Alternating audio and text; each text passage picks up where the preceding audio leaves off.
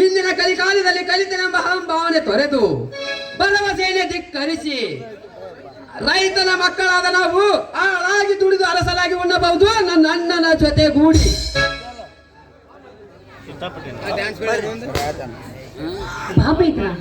ಹಾಗೆ ಹೊರದಿಂದ ಈಗ ತಾನೇ ಬಂದಿರಿ. ನಡೆಯಪ್ಪ, ಕೈಕಲ್ ಮುಖ ತೊಳೆದುಕೊಂಡು ಆ ದೇವ್ರ ನಮಸ್ಕರಿಸಿ ಪ್ರಸಾದ ಕೊಡ್ತೀನಿ. ಕಲಿತ ಪದವೀಧರನಾದ ನನ್ನ ತಮ್ಮನಿಗೆ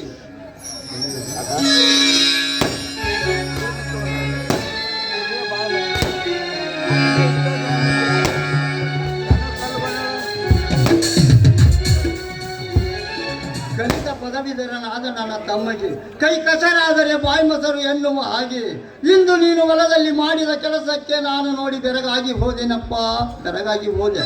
ಹಾ ಪ್ರಕಾಶ್, ನೀವದ ಕೆಲಸ ಏನಾಯಿತು?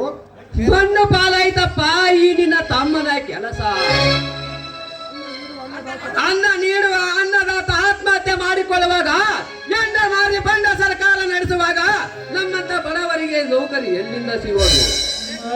ಶ್ರೇಷ್ಠ ಭಾರತದಲ್ಲಿ ಭ್ರಷ್ಟ ಅಧಿಕಾರಿಗಳು ನಮ್ಮ ನಾಡುವ ರಾಜಕಾರಣಿಗೂ ಶಾಮೀಲಾದಾಗ ಇಡೀ ದೇಶಕ್ಕೆ ರ್ಯಾಂಕ್ ಪಡೆದ ನಿನ್ನ ತಮ್ಮನನ್ನು ಕೊತ್ತಿಗೆ ಕೈ ಹಿಡಿದು ಹೊಲ ದಪ್ಪಿದರನ್ನ ಯಾವುದೇ ದಾರಿ ಕಾಣದಾಗೆ ಈ ನಿನ್ನ